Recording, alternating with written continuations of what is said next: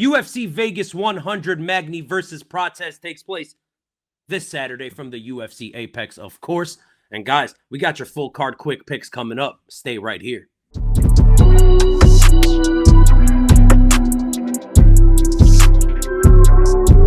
What is going on, guys? Dino Bam Bam here with the 10-7 MMA, and we're back with another quick picks. And we're here to talk about UFC Apex, UFC Vegas 100, the main event, Neil Magny versus Carlos Prates. Now, for a 100th event at the UFC Apex, for like a big fucking celebration, is that a sick-ass main event? No, not really. It's all right. This card was looking a little better until things started getting canceled. But we're here to do the quick picks like always, guys. So before we get into all that, do me a favor. Hit the like button. Hit the subscribe button. As always, it would mean a lot to us. We're trying to hit 500, guys. We're not asking for thousands. We're not asking for fucking millions.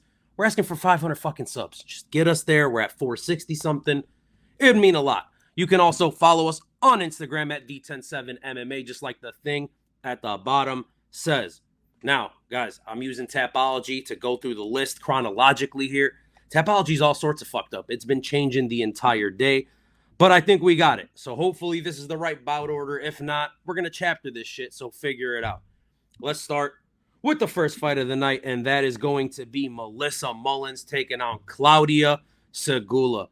All right, guys, Melissa Mullins, she's a striker. She's got solid boxing. She's good at fighting at range, using quick combos, decent footwork to keep a good pace. And, you know, she's all right on the feet offensively, but defensively, it's kind of hit or miss, man. She's not phenomenal defensively. She is very hittable, but she is durable, right? She's willing to exchange, and I guess that's good for Melissa Mullins. She's taking on Claudia Sygula. She's going to be a grappler, right? So this is really a grappler versus striker. She's not really like a phenomenal wrestler or anything. She's got like a really good clinch game. She is dangerous with the submissions and stuff. Low-level women's MMA, guys. I'm not going to spend too much time talking about this. I think that Melissa Mullins is just the better fighter than Claudia Sygula is. So I'm going to go with Melissa Mullins by decision. I'm not overthinking it. I'm probably not betting it either. Let's move on. Second fight of the night, we got our boy here at the 10-7 MMA, Tresean Gore, and he is fighting Antonio Trocoli, a.k.a. Mr. Mackenzie Dern. Guys, if you didn't check it out, we just did an interview with Tresean Gore like 3-4 days ago. That's dropped on the channel.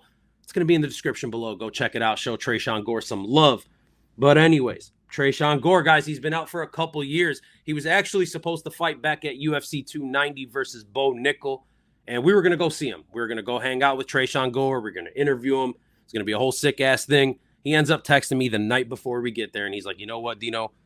Sorry, man, I had to pull out. I'm leaving Vegas right now. So we kind of got the news before it dropped, but it is what it is. Tresean Gore, guys, he's back. And Tresean Gore's a really, really powerful striker, or that's what you would think, right? Like, you see him in all of his fights. He's really trying to stay on the feet and kind of throw these big-ass bombs, and he's, you know, a little tentative, but he throws heavy. But Tresean Gore, guys, he came in as a wrestler. He's a really, really powerful guy. And we saw that in his last fight. He ended up getting a submission after using his takedowns. He got a couple takedowns and found a pretty easy sub and a badass sub that I think he was snubbed for submission of the year, like a submission of the year contender kind of thing. But anyways, guys, Tresean Gore is back. He's healthy. He's looking super damn powerful. I got to talk to him off camera for, 10, 20 minutes. He's confident, and he's looking good. And he is taking on, again, Mr. Mackenzie Dern, Antonio Trocoli, a Brazilian Jiu-Jitsu black belt. He's really like, on the feet, there's not really much. Yes, we saw him competing with Shara Bullet, and I guess he looked okay. But there's so many question marks still about Shara Bullet, who we just talked about a couple weeks ago. And Trocoli, of course, was taking that fight on super short notice. So, like, really, what do we make of that, right? We know he's a very high-level jiu-jitsu guy. We know he's big as shit for the division. Look, man, I'm going to be honest with you guys. Tresean Gore is a minus 180 favorite here. I like it. I get it. Tresean Gore is going to be better in the stand-up. I think he's got more power than Trocoli, who's a guy who looks like he has power, but doesn't really have, like one-shot power like Tresean Gore does. And again, if Tresean Gore doesn't want this fight to go to the ground, he's not taking it to the ground. Insider information, maybe he's calling a round 2 knockout. I'm going round 2 knockout, my boy Tresean Gore. So let's move on. Cody Stamann, guys, versus Damon Blackshear. Cody Stamann, I mean, he's a veteran of this game, right? What's there to say about Cody Stamann? A very good grappler. There was a time where he was at the top of the division. He was one of the better prospects at 135. He's getting up there in age at this point, and he's looked all right. Like, there's been times where it looked like Cody Stamann was done. Then there's been times where it looks like, he's kind of coming back, but he's got really good pace, guys. Like I said, really good wrestling. The cardio is crazy. The durability, the toughness is absolutely crazy. And he's got good boxing. He actually did boxing and wrestling his entire life. Well-rounded guy. The only worry is he's kind of getting up there in age. Blackshear, on the other hand, a good striker with some decent grappling as well. I think he's better on the feet than Cody Stamann. I don't think he's the better grappler than Cody Stamann. But again, both of these guys are well-rounded. Blackshear, before this 2-fight losing streak that he was on, I thought this guy was going to be one of the best. I don't want to say one of the best, but I thought he was going to be a true contender. But man, 2 losses in a row really has me, feeling a little bit shaky about him. I love Cody Stamann, guys. I just got to continue trusting in Blackshear here. I feel like 3 losses in a row, he probably gets cut. I don't know what his contract situation is looking like, but I think he's going to be hungry. I think he wants it more. And I just think overall, he's the more talented fighter at this point. So I'm going to take Blackshear. I don't love the odds here. It's definitely a little closer than minus 250 in my mind. So I'll take Blackshear hesitantly by decision. Next fight of the night. We got Charles Radtke, a.k.a. Chuck Buffalo. Guys, Chuck Buffalo is taking on Matthew Semi, the Jedi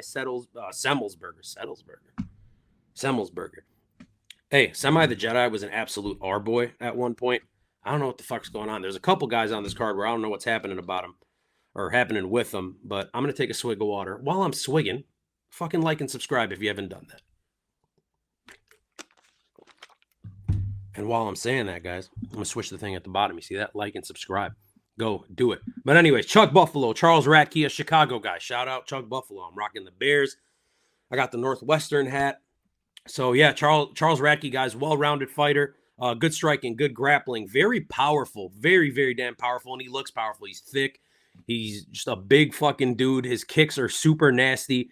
He's comfortable mixing in the takedown as well. He does have really good wrestling. Aggression is the best word to describe Charles Radtke. Super damn aggressive, super damn dangerous, but he's very hittable. He's willing to engage in brawls. I don't love that about him, but fuck, I mean, he's an exciting prospect, and you never know what the fuck he's going to say on the mic. Especially now that we got Trump back in office. Who knows? Charles Radtke might fly off the fucking rails.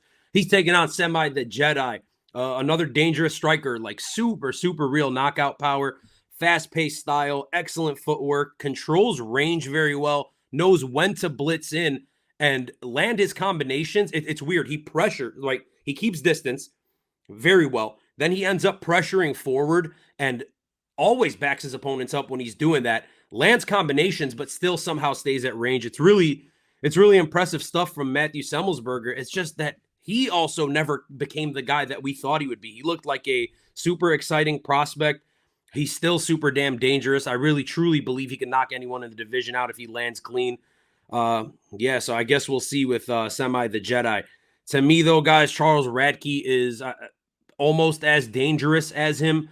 And I just think there's something to be said about the grappling of Charles Radtke. I feel like he's going to use the wrestling in this fight against a very powerful, dangerous guy. He's not going to play that dumb brawling game. He's going to use his wrestling. I think he's going to tire Matthew Semmelsberger out and ride out a decision and just kind of out-damage Matthew Semmelsberger throughout the fight. Then we got Zeleski dos Santos. He has taken on the newcomer, Zach Scroggin, who was taking this fight on 3 days notice, something like that. Let me see if I can find that. No idea, but he's taking on very short notice. This fight was, it wasn't supposed to be happening. But anyways, Zeleski dos Santos, guy, super dangerous striker, crazy Muay Thai skills, super dumbass power, great in the clinch, brutal knees, brutal elbows, wide variety of kicks, very powerful, snappy, whippy kicks from Zeleski dos Santos. He's got a good ground game as well for a guy that's such a specialist in the striking. Nasty, absolutely nasty, fun, flashy. What's his problem? His biggest problem is cardio. That's a big issue for him. He tires out quickly. He's taking on Zach Scroggin, the newcomer, who, again, is taking this fight on a couple days' notice. He's durable. He's tough. He's well-rounded. Solid striker, but he doesn't have that one-shot power that Zeleski dos Santos has. Scroggin's best chances in this are going to be looking for takedowns and kind of controlling the fight on the ground, hoping that Zeleski gets tired, staying safe from any submission threats, and then finding a finish of his own as his opponent gets tired. However, guys, I just don't see that happening. I mean, it's minus 550. Vegas knows what they're talking about. Zeleski dos Santos, I'm picking him to win KO round 1. I just feel like he's going to overwhelm the newcomer, and I don't even think we're going to get to a point in this fight where we're going to see the cardio be an issue. So give me Zeleski dos Santos. I'm pretty damn confident in it. If we get to like 2 minutes past round 1, I'm definitely live betting Scroggin just in case, because Zeleski could absolutely tire out and, fuck things up. All right, guys, next fight of the night. We've got the newcomer, Cortavius Romious. He has taken on Gaston Bolanos. Guys, Cortavius coming to us from Dancing with the Stars, Dana White's Contender Series. A fighter that actually went on Dana White's Contender Series, lost, left, came back, got a dub, got himself in the UFC. That's awesome to see, man. We don't see that too often. I guess it shows you about his fucking commitment and his grit. As far as a fighter, he's well-rounded, decent striking, decent grappling. He's a master of none, right? He's like a jack of all trades, master of none, whatever the fuck that saying is. He's good at pretty much everything. He's not phenomenal at any one thing. I'll tell you, he does throw powerful as hell. He throws super heavy when he is throwing these big-ass combos. Just versatile, man. Just a versatile fighter. He's taking on Gaston Bolanos, who is not going to be nearly as versatile as him. Gaston Bolanos, a very one-dimensional fighter. He's a Muay Thai specialist. He's a former Muay Thai world champion. Gaston Bolanos is fucking nasty, guys. Filthy elbows, nasty on the feet, quick as hell, in and out, throws a ton of spinning techniques, always looking for the knockout. He's super damn exciting. Now, on the ground, he's not like one of those guys that's just zero on the ground. He's got a little bit to where he can survive. So I'm like really 50-50 on this fight, to be honest with you. On the one hand, I'm thinking Bolanos is going to be so much better on the feet.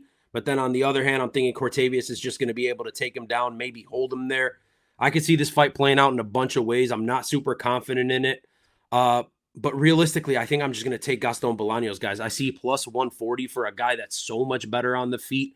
And I don't know that he's bad enough on the ground to be, to be held there for 15 minutes. So I'll take the plus money. I'll probably sprinkle on knockout here. So give me Gaston Bolanos, knockout round 1. Also, for what it's worth, Cortavius Romious, pretty damn chinny. We've seen him knocked out. Gaston Bolanos, round 1 KO. We move on. We get Karolina Kowalkiewicz. She is taking on Denise Gomes. Karolina Kowalkiewicz, guys, she's a fucking OG of this game, an absolute veteran in women's MMA. She's fought for the title. She's fought some of the best women in this sport. And she's really damn good, man. She's a skilled striker, good Muay Thai background, very technical. Everything looks crisp. Everything looks like it's thrown correctly. Her ground game isn't terrible either. She's not like defenseless when she gets to the ground. She's just pretty damn good everywhere, but definitely on the feet. She's a lot more crisp than a lot of these women.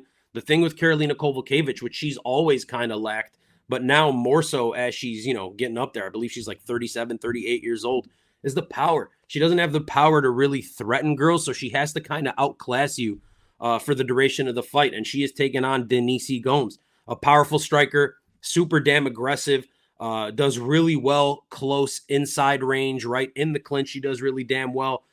Really like aggressive hooks, like hard hooks. She has real power for the division, and it's impressive. She's relentless. She's not afraid to take risks in the pocket. I get why she's minus 430. There's definitely a time. Karolina Kowalkiewicz, another case of somebody who was a phenomenal fighter who looked like that was it. We lost her. She was done. She wasn't going to be anything. I think she lost like 4 fights in a row. And then she came back and started looking good again until last time out. A couple years ago, I'm definitely taking Karolina Kowalkiewicz. I can't do it right now. I got to go Denise Gomes by decision.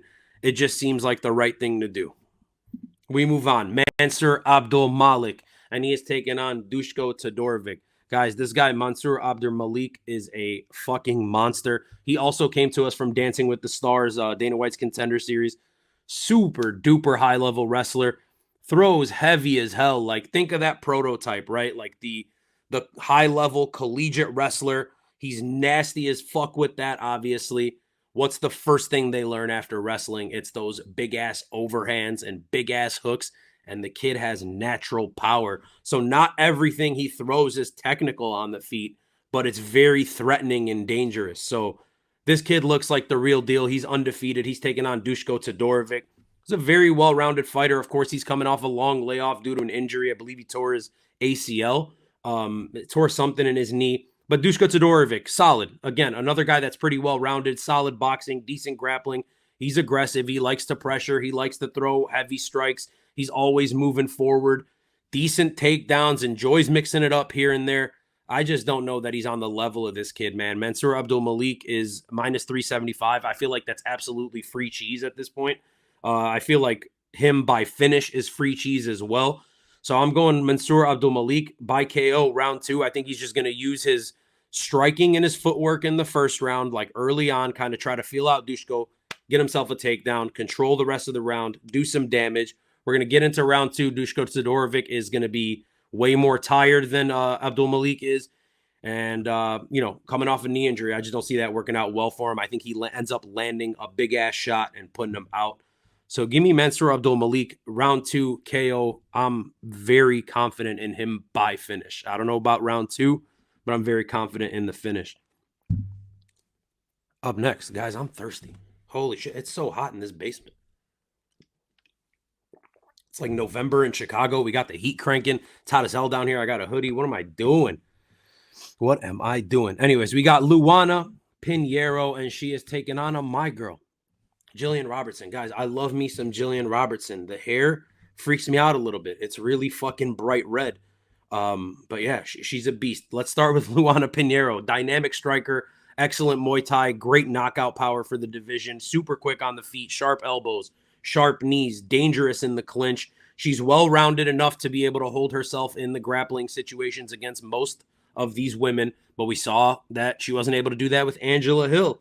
So that really kind of throws me off. But I will stress the power is 1% in the division. Like, she's fucking crazy powerful for the division. Then we got Gillian Robertson, as I mentioned, my girl. Super skilled grappler, very one-dimensional. She's a submission threat or bust. She's nothing special on the feet at all. She's actually probably one of the worst women on the feet in the UFC. But her ground game more than makes up for it. She's got so many wins. She's got so many finishes. I believe she has the most in strawweight history in the UFC. Gillian Robertson, an absolute dog and a throwback kind of fighter.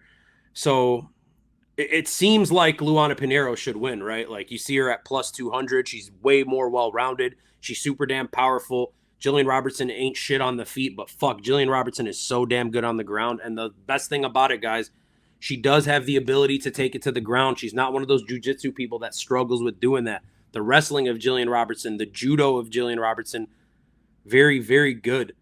I feel like she's going to take Luana Pinheiro down multiple times in this fight. And like I do all the time, I'm picking Gillian Robertson by fucking submission. I feel like she takes her down multiple times. Second round, she takes the back. RNC, boom, we're fucking done. Gillian Robertson moves on with another sub fucking victory. All right? Gillian Robertson. I'm always picking her, so don't expect otherwise from me. And now we got a fucking banger. This one's really damn interesting, guys. We got Gerald Meerschaert, GM3, and he is taking on Reinier de Ridder. Guys, if you are just UFC fans and you don't watch other promotions, Reinier de Ridder is a former double champ in ONE FC, one of the biggest promotions in the world. Lost both of his belts to Anatoly Malkin, who is also fighting this Friday against a man named Rugrug, who is a pretty heavy-handed guy himself. But anyways, Reinier de Ridder, guys, fucking double champ, right? Double champ from a huge promotion. He's just like Gerald Meerschaert, a little younger, like 2-3 years younger, but he is a grappler. He is a filthy submission threat. He is one of the better grapplers you're going to see at 185, especially in terms of submissions. World-class jiu-jitsu. On the feet, he looks a little lost. So, like, all the things I'm saying are making you think Gerald Meerschaert, right? Gerald Meerschaert, the difference, and this sounds shitty to say, I don't mean this in a bad way, but Gerald Meerschaert tends to just be getting his ass kicked. He's like not a front runner. He's like a comeback kind of guy. I forget the term. But yeah, Gerald Meerschaert, GM3, all the same things. Nasty grappler, nasty submission skills, but he's tough as fuck, guys. So this one is so weird for me. And the thing I'm thinking about here is like, you're the UFC. You go out there, you sign this massive name in Reinier de Ridder, a double champ in a massive promotion. You bring him over here and you fucking throw him in against GM3. No shade towards GM3. I love the guy. But it's like, why not put the guy in the rankings? Or if you're not going to give him that big of a push, why just like somewhere, a little outside of the rankings? I don't get it. If you're going to start him from the bottom, or get his ass in like a top 10, 12 kind of fight. I don't know. But guys, I've seen a ton of Reinier de Ridder lately. I don't necessarily love it. I don't know that he is a top 10 UFC guy, to be honest with you. But I'm going to trust him here against Gerald Meerschaert. Minus 280 seems a little bananas for me, but I guess I get it. Again, he does come with all that championship experience. I think we're going to get some badass scrambles in this fight. I think most of it takes place in the clinch. These guys do not want to be on the feet with each other. There's, not that they don't want to be on the feet with each other. They don't want to be on the feet. So they're going to be looking to grapple. I'm going to go Reinier de Ridder. I'm going to say submission round 3. I think he proves that his submission skills are better than Gerald Meerschaert's, and he's basically Gerald Meerschaert 2.0. That's where I'm going with this long-winded way of fucking saying that. Then we got Ricky Turcios, the co-main event, versus Bernardo Sopaj. How the fuck is this the co-main event? Why not do GM3 and Reinier de Ridder? Why not? I mean, yeah, there's really nobody else, so why not fucking do them? But anyways, Ricky Turcios, guys, holy shit, what a fall from grace for this guy, in my fucking mind at least. A high-pressure fighter, came to us from The Ultimate Fighter on the same season as Tresean Gore, I believe, if I'm not mistaken. But Ricky Turcios looked so goddamn good in that show. He was fucking phenomenal. He was nasty. He was scary. He looked like a small Tony Ferguson. I don't know what the fuck happened.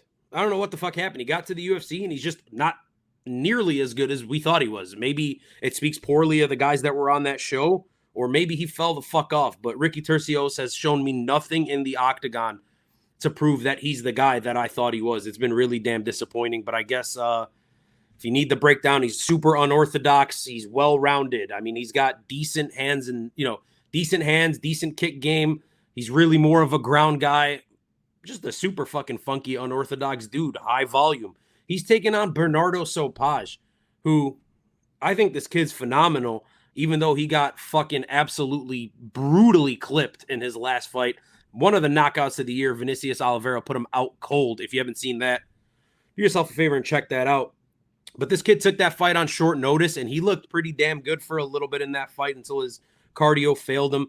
Super measured, strong Muay Thai and boxing skills. Looks like he has some real power. The technique is crisp as fuck for a kid that's 24. The guy looks super sharp, looks trained beyond his years.